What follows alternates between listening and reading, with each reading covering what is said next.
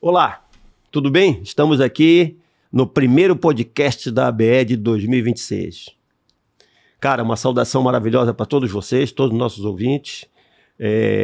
Na verdade, já é meu Deus do céu, telespectadores, né? Não, deixa assim, pô. Deixa assim. E primeiro agradecer a participação de todos, os likes que nós recebemos em 2025. E a ideia é continuar com nesse mesmo ritmo, nessa mesma pujança aí, para fazer da ABE, né, um mote e trazer da engenharia elétrica, deixar a engenharia elétrica mais perto da sociedade, de forma mais tranquila, mais fácil e tudo mais. Novamente, peço para aqueles ouvintes, para todos os engenheiros eletricistas que ainda não é filiado à ABE, que o faça. Isso torna a nossa entidade cada vez mais forte. Vocês sabem que não tem anuidade, não tem nada disso. Basta entrar no seu CREANET e optar pela ABE. Pronto. Você já vai fazer parte, você já vai ser um membro da ABE e vai poder participar de muitas coisas, de muitos benefícios que a ABE está preparando para 2026. Tá legal? Bom, para esse primeiro podcast de 2026, eu trouxe aqui o professor Fabiano. O professor Fabiano é um colega meu da Universidade do Estado de Santa Catarina, Departamento de Engenharia Elétrica, né, lá em Joinville, e é um especialista nessa área de energia, tá? Eu vou passar a palavra para ele. Fabiano, faz o seguinte, te apresenta um pouco. Eu sei que tu não és catarinense assim como eu, né? Esse cara gosta de um pão de queijo, galera, né? Então ele vai se apresentar um pouco e aí a gente vai começar a conversar sobre energia. Vocês vão ver que o mote dele é muito interessante. É um cara legal, é um cara empreendedor e ele vai dar essa dica toda para vocês. Fabiano, conta um pouco aí de ti. Beleza, Nonato. Obrigado aí pelo convite. Essa iniciativa da ABE aí é fantástica. Tenho certeza que vão ser aí muitos podcasts aí durante o ano de 2026. Vai acontecer muita coisa boa aí. E obrigado por estar inaugurando aqui o primeiro do ano. Eu formei em engenharia elétrica na Universidade Federal de Uberlândia, Minas Gerais. Berlândia. Berlândia, Uberaba, né? Mas enfim, é Uberlândia e ali formei em 2000. E gostava muito, já naquela época me preocupava com contas de energia, sempre fui alguém preocupado com o que se está pagando por aquilo que está consumindo, né? E fui estudar mercado de energia, fui fazer o LabPlan, você deve ter conhecido, né? O Laboratório de Planejamento de Sistemas de Energia, na UFSC, fiz o mestrado, o doutorado, né? Terminei em 2009 e tive a chance, né? A oportunidade de ter uma vaga, né? Como professor colaborador, depois como professor professor efetivo, na UDESC, onde nós somos colegas até hoje. Isso. Então, assim, a minha história como formação acadêmica e profissional principal é essa. E, como você sabe, aí se citou rapidamente aí a veia empreendedora, tem 7 anos que eu fundei, né, a NextPoint, Gestão, Tecnologia e Energia, justamente para poder ocupar esse espaço e atender empresas que estivessem buscando otimizar e economizar com energia.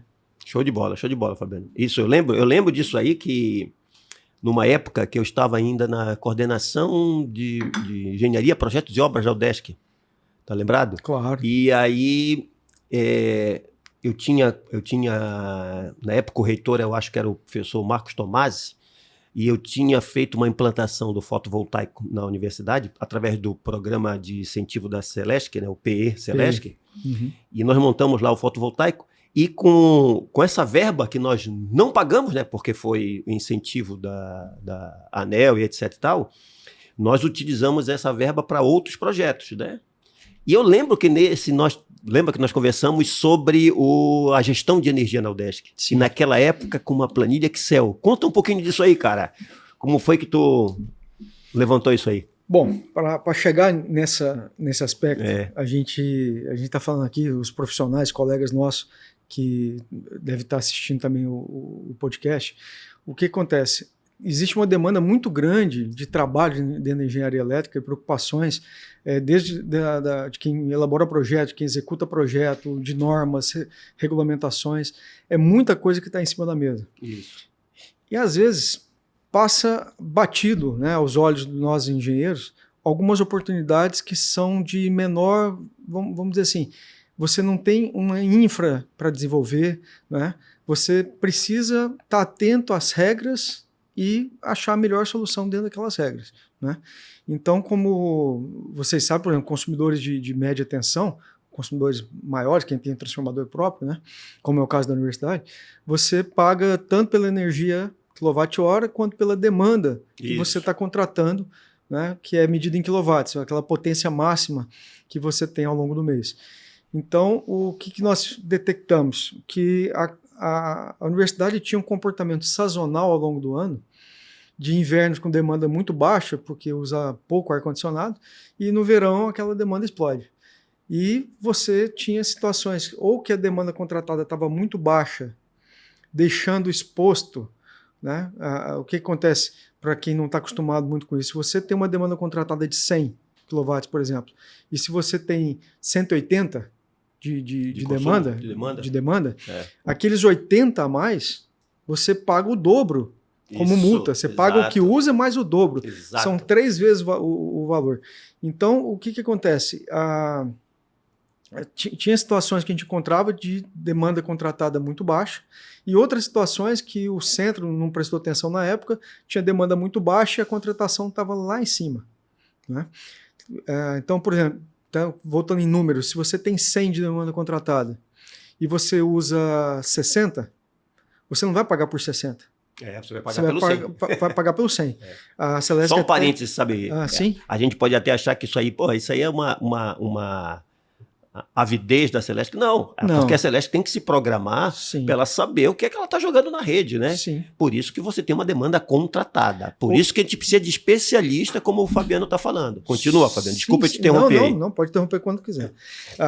Do olhar da distribuidora, da concessionária, tá perfeito. Ela tem que cobrar por isso, porque ela está com uma estrutura, uma infra, né? Rede de média, transformadores, subestação, ramais, enfim, tudo aquilo está preparado para poder atender o consumidor, né? E o consumidor, enfim, ele tem que pagar. A Celesc até identifica isso como demanda, como uma demanda não utilizada, né? E só não cobra o ICMS, porque a mercadoria não circulou, né? Então a demanda veio, mas não utilizou. E aí, então, até anos atrás era cobrado esse ICMS, para você ter uma ideia. Então, o que acontece? Quando a gente olhou para a situação dos campos da universidade, e a gente começou a acertar essa contratação, fomos conversando com a Celesc, não é algo muito fácil ficar fazendo essa alteração de demanda, às vezes exige fazer estudo de proteção, para poder adequar a demanda que você está querendo alterar. Mas ainda assim, esse esforço, a gente conseguiu reduzir aí 14% do custo global da fatura de energia sem trocar uma lâmpada. Exato. Sem fazer um trabalho de eficiência energética, que também é muito importante. Né? Os engenheiros nossos aí que trabalham com eficiência energética sabem a importância de você melhorar os processos, né? Fazer mais consumindo menos. Né? Mas, enfim, é algo que hoje a NexPoint, por exemplo, ela trata esse assunto, né? A gente aprendeu dentro da universidade, mas depois faz o link para o lado empreendedor, né? E dentro da universidade, da NexPoint, a gente faz isso para os clientes de maneira de performance de desempenho. Ou seja, o cliente ele entrega para a NexPoint a gestão, o acompanhamento, o momento de subir, descer, e tem muitas regras, não são poucas regras. A resolução 1000 da ANEEL, ela traz todas as regras de você subir, entrar em período de teste. Por exemplo, vamos pegar aqui, mês de junho, julho, agosto. Vai estar frio pra caramba, a demanda vai baixar. Quando eu chegar em junho e olhar a minha demanda contratada, está lá em 200, a minha demanda contratada, e eu estou usando 50, não adianta você pedir para a Celesc, né, me altera a demanda aqui, diminui a demanda aqui, por favor. Claro. É 90 dias antes, são 90 dias antes. Então você precisa ter feito tomado essa atitude no momento certo. E convenhamos, qual empresário sério que vai deixar de cuidar daquilo que é o dia a dia, se ele é uma indústria têxtil, né, com os fornecedores dele, o processo dele, a produção têxtil dele, para ficar olhando a hora que vai subir e vai diminuir uma demanda. Então é nesse nicho, um desses nichos, a NextPoint faz esse trabalho de melhoria, não cobra como consultoria, cobra em cima do desempenho. O que melhora, Sim. a gente tira, uma parte. Legal, né? legal. Muito então, bom assim, isso aí. É uma consultoria relativamente simples que a gente Sim. tem, né? Mas ela exige conhecimento de legislação. Sim, muita legislação. Que nós engenheiros temos que ter e aplicar, né? E, ao mesmo tempo, tá atento com os prazos. A gente tem também um modelo climático, El Ninho, Laninha, que a gente fica acompanhando, né? O ano passado, você deve ter acompanhado aí, foi uma primavera, né? Isso. Muito fria. Muito fria, Muito exatamente. fria. Então, a gente esperava uns valores de demanda mais altos, mas o modelo nosso corrigiu para demandas mais baixas. Show de bola. Então, é bem interessante. E isso são uma das formas de a gente buscar economia, né?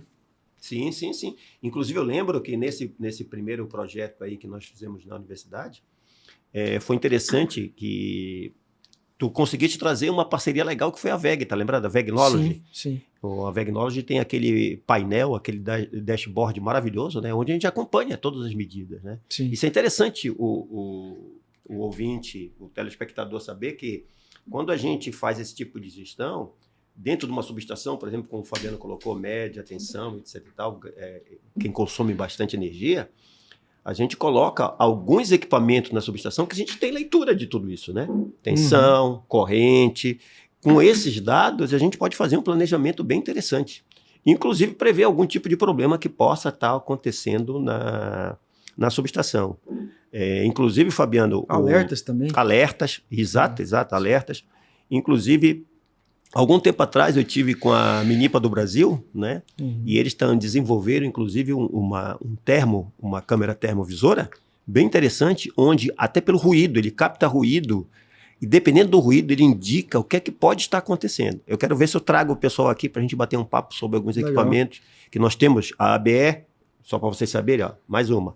A ABE tem uma parceria com a Minipa do Brasil, na qual o profissional que precisa de um equipamento, por exemplo, às vezes um analisador de energia, não é equipamento barato isso, analisador de energia, termômetro, essas coisas assim, tu consegue um aluguel tranquilo, com um desconto legal, bastando dizer que é da BR, eles têm a relação lá, é legal isso, né?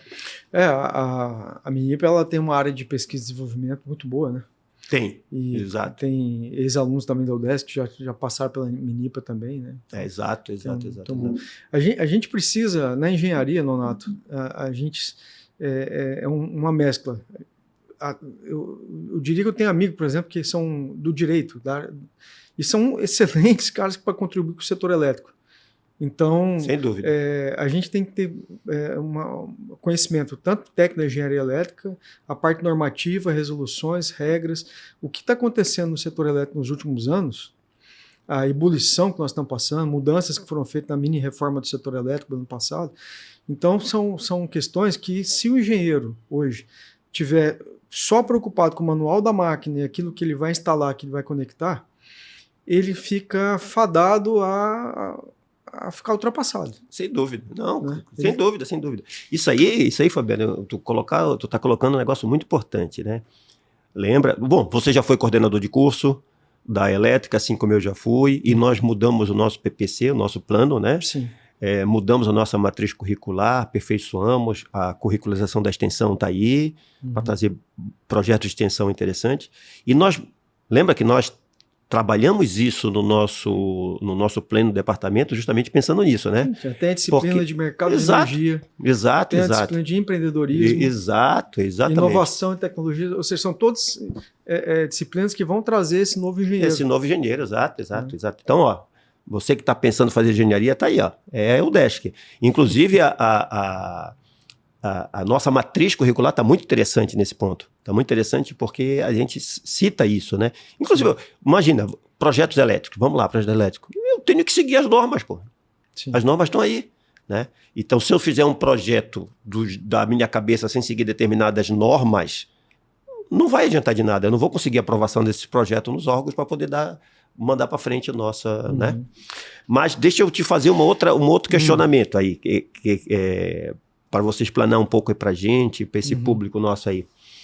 A gente está falando do mercado de energia. Aliás, vamos começar a falar agora de mercado de energia, etc. Sim. Eu queria que tu abordasse um pouco disso, mercado de energia, essa transição que a gente passou, né, da geração distribuída, está passando. O operador nacional nessa jogada, né? Uhum.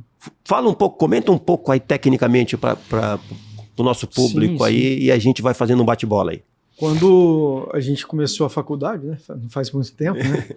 Não vou entregar aqui o ouro. Não. Mas a gente lidava, né, com aquele modelo tradicional de setor elétrico, quando ele ainda está começando, que você tem a geração centralizada, a transmissão lá da usina, distante da cidade, a transmissão chegando aos grandes centros consumidores, aí você tem a distribuição, chega até as casas, comércio, indústria. Era um modelo que você não precisava de tantas regras. Você tinha um custo, seja um custo marginal, né, para gerar a própria energia. Isso. E isso ia sendo pago, né, cada um era remunerado pelo seu serviço. Isso, em alguns casos, a maioria das vezes estava tudo numa única empresa, era um monopólio. A mesma empresa gerava, transmitia, distribuía energia. A CEMIG fazia assim, a Celesc era assim, a Copel era assim. E as grandes mudanças do setor elétrico começaram lá no final da década de 90, né? 95 em diante, 98 principalmente. E você começa a dividir esse segmento, né? A geração se tornou competitiva, né? A transmissão e a distribuição monopólios ainda. E você conseguiu aos poucos, incentivar a grande revolução que o setor elétrico passou no Brasil, que é a revolução da geração distribuída, né? Você começa a resolução 482 de 2012, ela incentiva e que você não precisa de uma bateria, você usa a rede como bateria. Então, durante o dia você está gerando energia, joga para a rede, depois você pega de volta para a rede. Geração distribuída. E isso explodiu no Brasil. Todo mundo já ouve falar, ou conhece alguém que tem a geração própria de energia. Então, isso, até naquela época, criaram o tal do taxação do sol, né? Foi 2023, né? Que se discutiu muito isso, até sair a Lei 14.300.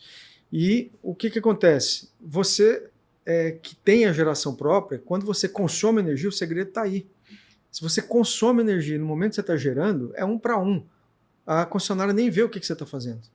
O problema é quando você não consome essa energia e entrega para a rede e quer receber de volta deles o mesmo valor por aquela energia que você entregou. Então é uma bateria a rede se tornava uma bateria de rendimento 100%. Sim, é uma maravilha. Sim. Né? E a gente sabe que não é bem assim. Então a resolução vem mudando. Não quero me alongar aqui, mas o processo quando a gente paga a energia elétrica, ela tem uma parte de transmissão e uma parte de energia. Isso. E da parte de transmissão, que é a TUSD, tarifa de uso do sistema de distribuição, tem ainda ali o fio A e o tal do fio B. E esse fio B, que equivale hoje a 28% dessa tarifa, na Celesc, ele começa a ser pago pelos consumidores que usam a rede.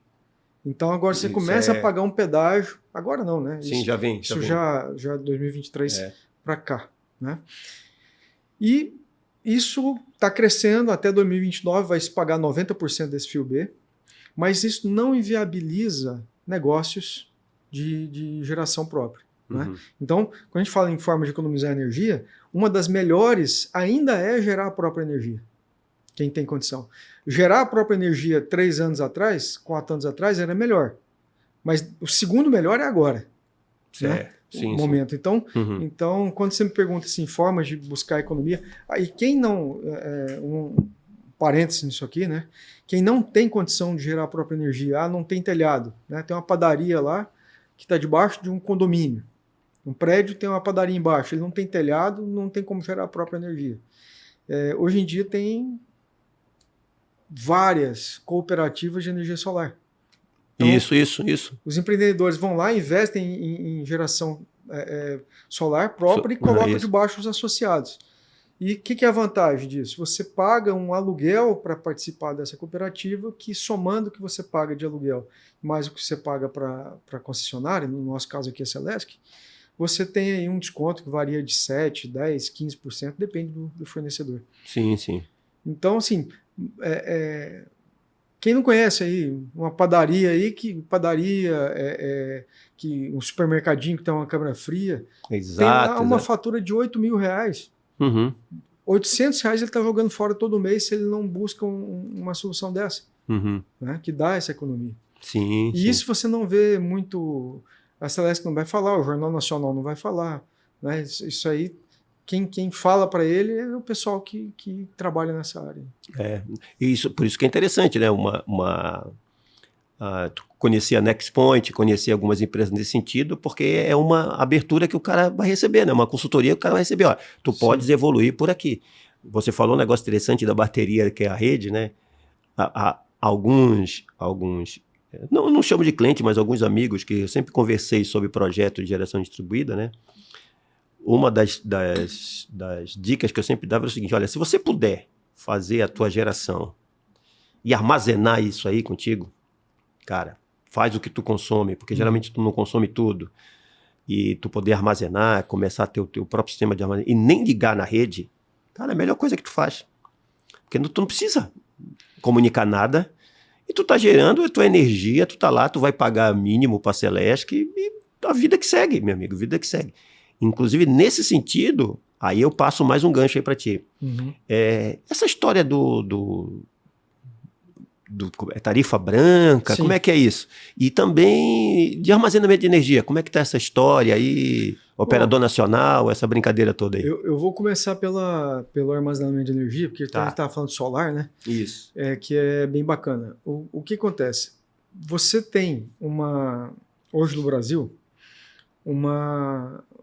não importa o horário que você consome energia, você está pagando a mesma coisa. Isso. Hoje é assim. Quando eu estou falando aqui, nós, consumidores residenciais, comerciais, quem é baixa tensão. Tá? Quem está na alta tensão, desde a década de 80, tem lá o horário da ponta, que paga mais caro do que o fora ponta. Bom, o que a ANEEL está estudando, inclusive teve consulta pública ontem sobre esse tema, eles estão querendo tornar obrigatória a adoção da tarifa branca. Tá. O que é essa tal de tarifa branca? Em resumo, ela tem um custo diferenciado conforme o horário do dia. Então isso vai ser estudado ainda nas curvas de carga das concessionárias, não precisa ser necessariamente o que é hoje, né? Como é que funciona hoje? Se você entrar no site da Celesc, procura lá pelas tarifas, vai ver lá a tarifa branca. Ninguém nem sabe o que é aquilo. Aí tem lá horário fora ponta, horário intermediário e horário de ponta. Isso eu já vi. Né? E aí o que acontece? O leigo aí para entender? Se você vai no preço convencional, vamos supor que esteja custando R$1 o quilowatt-hora, tá? No preço normal. Tá. Se você vai para a tarifa branca, você vai estar pagando 15% menos, 0,85, no horário fora ponta. O que é horário fora ponta? Começa às 10h30 da noite, vira o dia e vai até às 16h30 do dia seguinte. E aí isso é o fora ponta. Aí você tem o intermediário, que é 16h30 às 17h30, que é o comecinho, e depois, 17h30 às 18h30. E depois da 21h30 às 22h30. São dois horários que a energia fica mais cara, 15%, 20% mais cara. E aí você tem o horário da ponta. Aí, das 18h30 às 21h30, você tem um chute da tarifa de energia. Ela fica 180%, 190% do valor tradicional. Então, o que acontece? Quem deve optar pela tarifa branca? É quem não usa ou usa muito pouco energia nesses horários. Né? Certo. Então, imagina uma casa que todo mundo chega em casa no final de tarde, todo mundo vai tomar banho à noite. Se você for para a tarifa branca, você vai pagar bem mais caro do que a tarifa que você... a fatura que você tem hoje de energia. Sim, sim. Né? Então, tornar isso obrigatório é uma tentativa de sinalizar com o preço da energia como a carga deveria se comportar. Então, nós somos um problema, entre aspas, nós carga. Nós somos um problema para o sistema. Então, vamos deslocar essa carga para lá ou para cá para poder o sistema ser atendido. Só que o problema é complicado, viu, Nonato? porque você tem, por exemplo, hoje, sobra de energia no horário da tarde. Exatamente. No país. A ponta do país, ponta de consumo, não é mais às 18h30.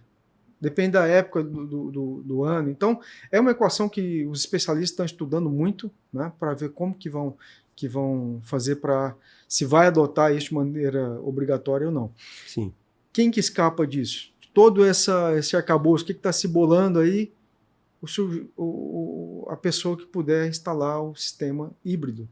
Ou seja, fazer a própria geração exato. E fazer o armazenamento. Mas, claro. Agora a tarifa é mais cara? Então usa a minha bateria. Exato. Agora a energia está quase de graça. Carrega a bateria. Exato. Então, assim, olha nós, né, os profissionais de engenharia, olha o quanto de oportunidade que nós estamos tendo de consultoria, de acompanhamento para fazer que as pessoas aproveitem bem, né, essas oportunidades. Tu falaste um negócio agora, Fabiano, que é outra coisa que eu estou pensando, que é dentro do nosso departamento mesmo, ali na UDESC, nós temos o NPE, né? Uhum. E ali nós temos uma galera que trabalha com isso, que trabalha com micro-redes. Sim. E tu acabaste de dar a dica da micro-rede. Eles estão indo muito bem em micro-redes. Exato, né? e exatamente isso. Quando eu tenho a minha geração composta de várias formas, vamos lá, a geração fotovoltaica, um híbrido, que eu posso estar armazenando numa bateria, e tenho a da concessionária. Eu crio a minha micro-rede, ela vai gerenciar isso para mim, qual o melhor horário, tudo que eu vou fazer em casa, ou seja lá onde for. Né? Essa ideia é maravilhosa, esse lance de micro-rede. E, inclusive, é tá aí um próximo assunto para trazer para cá. É uma ideia que eu já ando conversando com o pessoal na própria Secretaria de Infraestrutura. Por quê? Porque agora nós estamos equipando todas as escolas para ter ar-condicionado. E isso, nós tivemos que fazer projeto e alterar as subestações, fazer novos projetos e novas instalações elétricas internas, etc. e tal. Então, tu imagina, no verão, quando começarem a usar essa carga. Para onde vai essa fatura de energia? Sim. Então, nós temos que ter um controle disso. Não só uma automação tipo internet das coisas, né, IoT, no controle desses ar-condicionados, mas também começar a fazer isso. Sim, entendeu? Cara, eu não preciso deixar ligado o tempo todo a sala de aula. A aula termina a tal horário. Eu posso desligar todos os ar-condicionados daquelas salas e deixar só a parte administrativa funcionando. E eu vou controlando isso da melhor forma. Nós temos uma geração própria. Na geração própria vai ser usada toda durante o dia. Está muito quente? É ali que eu vou usar. E aí fazer essa distribuição. Né? Tem que ter uma inteligência que olha tanto o fluxo energético. Exato. E ao mesmo tempo você tem que ver o fluxo financeiro. Exato. São duas questões que tem que se interligar. Tem. A decisão de você utilizar o que está armazenado ou armazenar aquela energia que vem da rede, ou a energia que vem do sol, né? Enfim, você precisa ter essa inteligência acoplada eu tenho como está meu sistema tarifário hoje. Exato. Ele é como está agora, Isso. Esse negócio de ponta, fora ponta, é o mesmo valor qualquer horário. Então, assim, essa modernização ela vai acontecer das tarifas. Ela tá na mesa, está sendo formatada e ela vai ser aplicada, não tenha dúvida disso. Não, sem dúvida. Inclusive, tu pode falar um pouco mais sobre armazenamento de energia, né? Aí pra gente, alguma coisinha mais sobre operador nacional, como é que tá essa brincadeira aí, né? Sim. Eu posso... porque quando a gente fala em armazenamento, a sigla, né? Sim. Que famosa, tá todo mundo falando, é o tal do BESS, né? BESS. Que é o Battery Energy System Storage. Perfeito. Ou simplesmente sistema de armazenamento de energia em baterias. Né? Então, esse sistema, quando você pega ele em grande porte, por exemplo, a gente tem um cliente aqui na região que é em Santa Catarina, melhor dizendo, que é uma granja, né? A granja você tem que ter os motores o tempo todo ventilando os animais que estão ali, né? As galinhas que estão ali. E isso não pode perder. Aí o que acontece? Em vez de ele investir, por exemplo, num sistema de um gerador diesel, simplesmente, ele colocou no projeto dele a opção de colocar um BESS. Né? Isso, ou seja, e ele tem a geração própria de energia também. Então, em momentos que está gerando muita energia, ele joga para o armazenamento. E depois chegou à noite, que na hora que é para ele sim, porque ele já está enquadrado como grande consumidor, ele paga mais caro na hora da ponta. Então, na hora que ele pagaria mais caro, ele utiliza a energia do BESS. Sabe? Então, assim, todos esses sistemas, essas engenharias, vamos dizer assim, a gente precisa ter profissional capacitado, entendendo as resoluções, a legislação. Não é só chegar e botar na parede, passar cabo e fazer o startup. Sim. A gente precisa que o pessoal venha nas resoluções, venha na legislação. E isso a NexPoint faz com o pé na costa. É o nosso métier, né? Pé na costa. Vamos dizer que é o que a gente gosta de fazer. E tem um outro lado, assim, já que a gente falou em grandes consumidores, que o pessoal deve ter acompanhado, que foi em janeiro de 24 a abertura do mercado livre de energia. Né? Isso. Antes você tinha um escalonamento, começou com 3.000 kW, 2.500, foi baixando, chegou a 500, e janeiro de 24, qualquer um que tivesse um transformador, podia ser de 30 kW, que fosse, uma pequena padaria, um supermercado, poderia ir para o mercado livre de energia. O mercado livre de energia, muito diferente do mercado livre que a gente compra as bugigangas lá, Sim. Né? Esse mercado livre de energia, ele é para quem sabe o que tem riscos, não são só vantagens, Sim, tem riscos associados. Exato. Você começa a separar duas coisas, que é a entrega da energia feita pela distribuidora e a energia em si que alguém está gerando. Né? Então, quem hoje está no chamado mercado cativo, está só na distribuidora, ele paga uma única fatura, ele está pagando tanto a energia gerada quanto a transmissão, a distribuição, tudo. Os encargos do sistema, está pagando um pacote só, fechado, e não se incomoda. Isso. Né? O problema é que esse não se incomoda, que eu quis dizer, é no sentido de burocrático. Isso. Porque em termos financeiros, eu costumo falar com meus clientes que é semelhante a você ter um condomínio que estourou a piscina, o cano da piscina do condomínio. Você nem ia na piscina, mas você vai ter que pagar a conta porque você está no condomínio. Né? Uhum. O condomínio vai ter que arcar com a despesa, você vai ter que pagar junto. E quando você está dentro do mercado regulado, que a gente fala, de mercado cativo, você está sujeito a essas chuvas, tempestades, trovoadas aí. E os preços, às vezes, podem o histórico, quando a gente vê histórico de 10, 15 anos, é impressionante o que aumentou o IPCA, o que aumentou a inflação elétrica, mais do que o IPCA, e o que aumentou do preço de quem está no mercado livre de energia, muito menos. Uhum. Então é como se fosse um clube VIP, vamos dizer assim, e que agora está chegando os VIPinhos, os menores estão chegando, né, nesse setor, né, no bom sentido. E é um mercado que tem uma dinâmica muito grande. Por exemplo, no momento que nós estamos falando, janeiro de 26, nós estamos olhando os preços de energia tão altos. Não está fácil colocar novos consumidores, né? Até porque com a MP 1300 lá do ano passado, quem vai para o Mercado Livre agora não está tendo aquela energia incentivada com desconto de 50% no fio. A entrega, o fio, né? Fio, que tinha os 50% que aliviava bastante. Esse ano agora já não tem mais. Não tem mais. Só quem já era consumidor, estava no Mercado Livre, que tem esse direito e porque vai poder já tinha um contrato, né? Já tinha um contrato firmado. Esses novos que estão entrando. Então a gente está vendo esse é o mercado, né? Não é só o que a NexPoint oferece para os nossos clientes. 10% de economia, 15%, coisa que estava chegando no ano passado a 30%, 35%.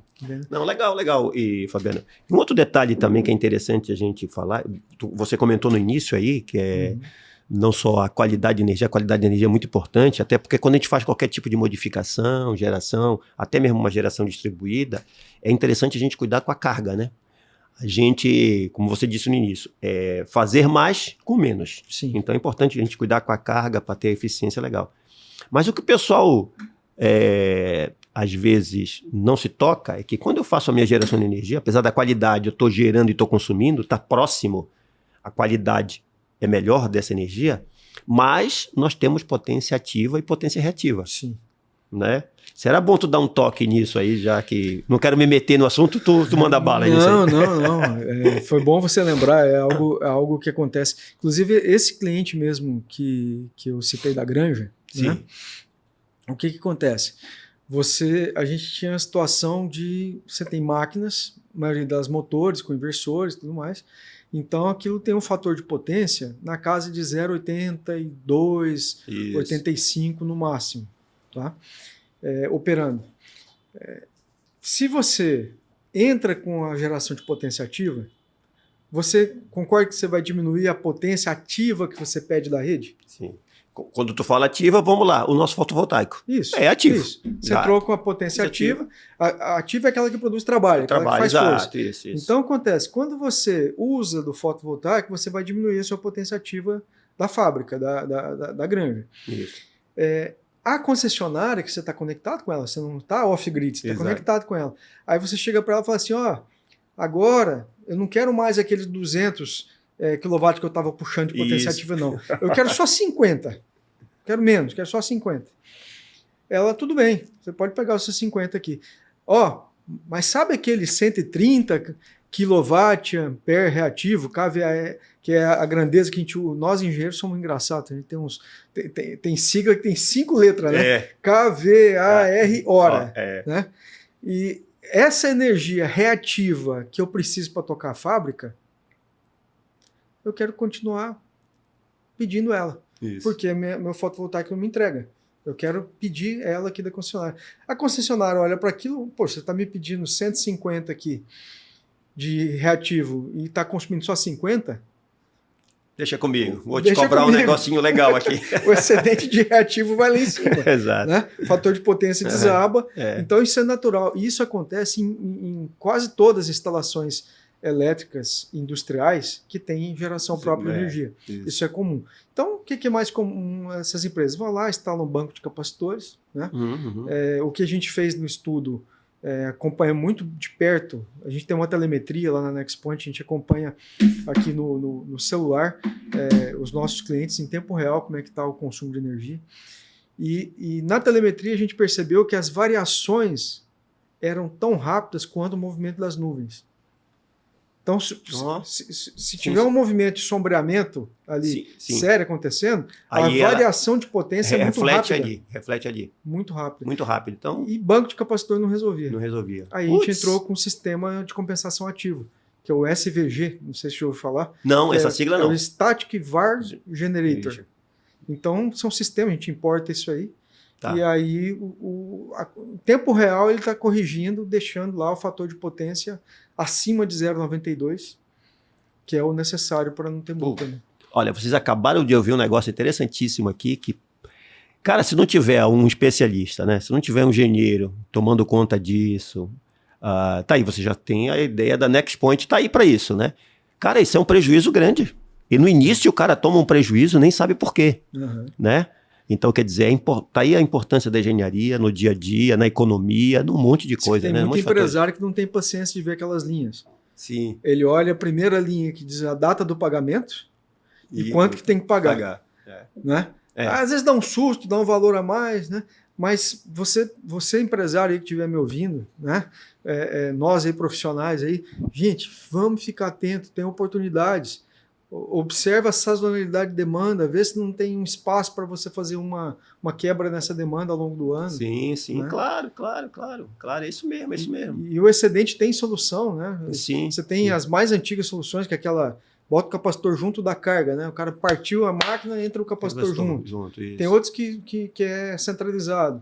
E tem esses mais recentes, que é o SVG que eu comentei. Sim. Só para deixar um pouquinho mais aqui, né? Eu achei engraçado quando falaste a nossa sopa de letrinha né? Sopa de letrinha. É que geralmente, potência é watt, né? Mas para distinguir o que é potência ativa ou reativa, a gente criou o VA.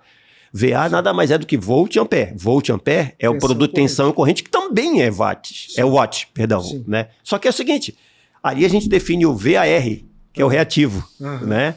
E geralmente demanda, quando a gente contrata demanda, qual é a demanda contratada? 300 kW. Não é. É 300 kVA. Que a gente sabe que é uma demanda. Sim. Não é a potência que você vai consumir lá no final. Geralmente essa potência é um pouco menor, senão aquele transformador não daria conta. E a gente tem que fazer força para o pessoal vir fazer elétrica. Exatamente. Porque a gente vem com esse... com esse rigor, né, físico, matemático, Sim, né, sim, tem que sim. ter muito cuidado. Mas eu repito, assim, das coisas mais importantes que eu aprendi nesse tempo de Next Point e aprendi nesse tempo atendendo nossos clientes. A legislação, o conhecimento técnico aplicado, ele é muito importante. Muito importante. Muito importante. Muito importante, muito importante, muito importante. Principalmente em negócio. Sim. Principalmente quando você fala de negócio, porque quando tu monta o teu negócio, tem muita gente querendo te cobrar muita coisa. E se você não for esperto nesse sentido, né, você cai nas armadilhas aí. Uhum. E às vezes, como você falou aí, às vezes na simples leitura de uma fatura de energia e entendendo o que está por trás disso daí, que se tu pegar uma fatura de energia, pô, parece que eu tenho que fazer um estudo técnico para entender o que está escrito ali, né? Mas o profissional adequado, ele vai saber, ele vai encontrar ali onde está o fantasminha que ele vai remover para te dar uma solução cada vez melhor, né?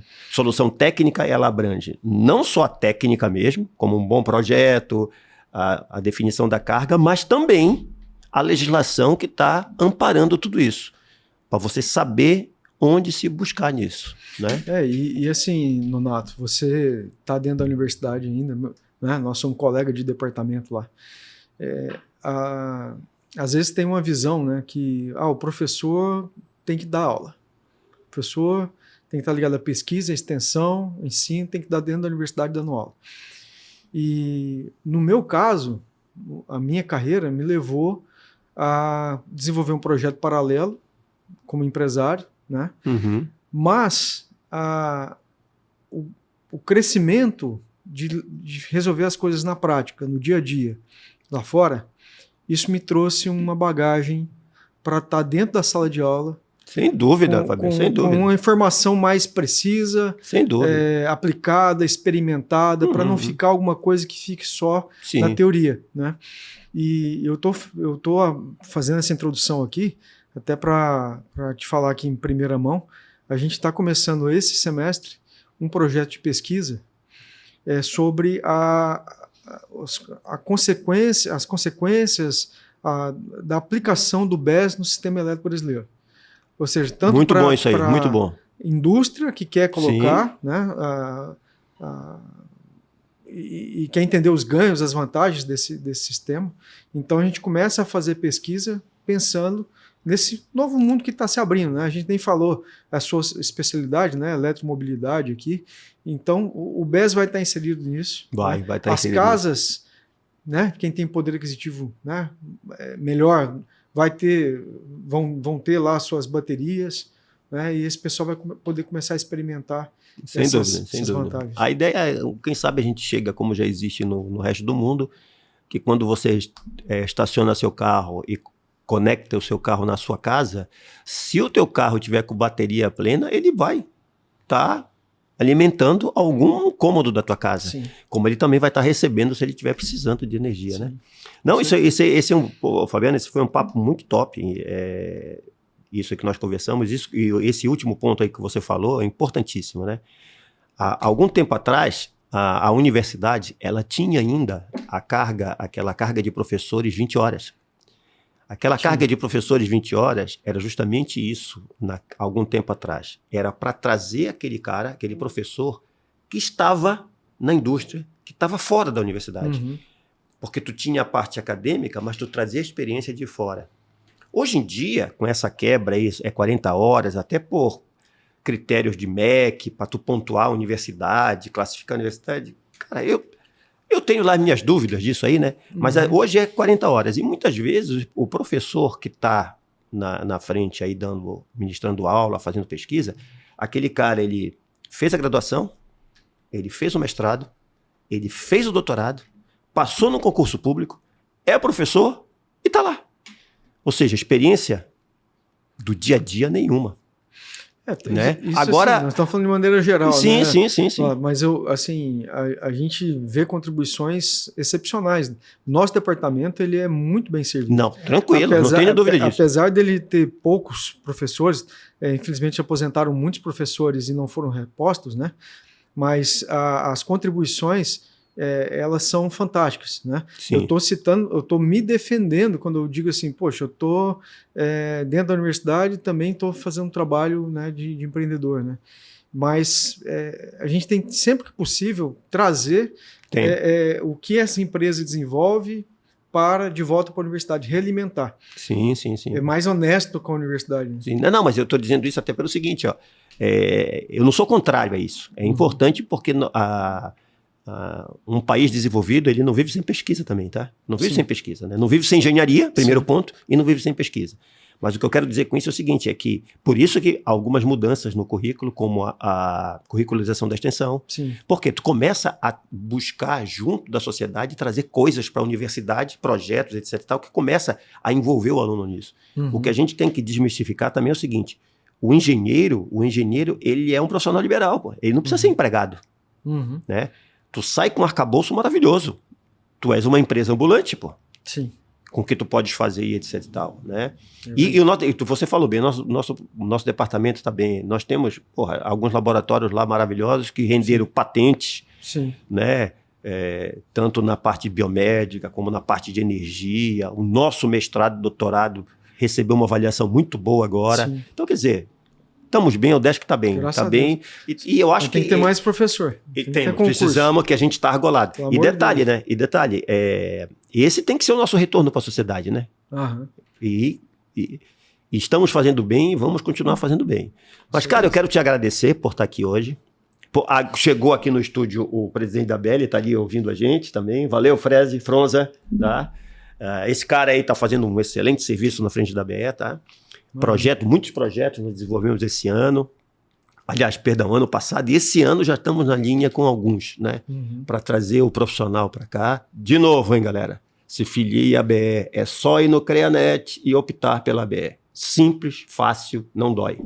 Fabiano, dá o teu último recado, deixa o teu contato aí pra gente, fala aí que depois a gente tenta editar no nosso vídeo. Não, tranquilo. E manda bala. Bom, agradecer aí o pessoal que ouviu o papo até o final. Falar que uma das coisas que eu, como profissional, quando comecei a fazer engenharia elétrica, eu falei, uma das preocupações minhas era pensar os custos que as empresas têm, as casas têm com energia elétrica. Eu carrego isso até hoje, gosto muito do que eu faço e tento trabalhar, me atualizar sempre, porque as coisas mudam muito rápido também, né? Então é um trabalho grande de atualização e, ao mesmo tempo, trazer isso para os meus alunos, né, para a universidade. São 3 disciplinas, né, todo semestre. Então, a gente... Tu estás com introdução de engenharia elétrica? Introdução de engenharia elétrica, transmissão, distribuição e eficiência energética. Perfeito. E o ano que, mais um ano e meio, vai entrar no mercado de energia. Que a mudança na nossa grade, da grade, né? Enfim. Perfeito. Mas fico muito, muito agradecido aí pelo convite e fico à disposição. Meus contatos mais fáceis profissionais estão todos na página da NexPoint, nexpoint.com.br. Fica à vontade lá para conhecer mais do nosso trabalho. Show de bola, Fabiano. Vou agradecer a tua participação, agradecer a todos vocês que estão aí com a gente. Valeu. E se preparem que esse ano tem mais sequência de podcast com muito papo legal, muita novidade, etc e tal. Tá? Um abraço e até a próxima.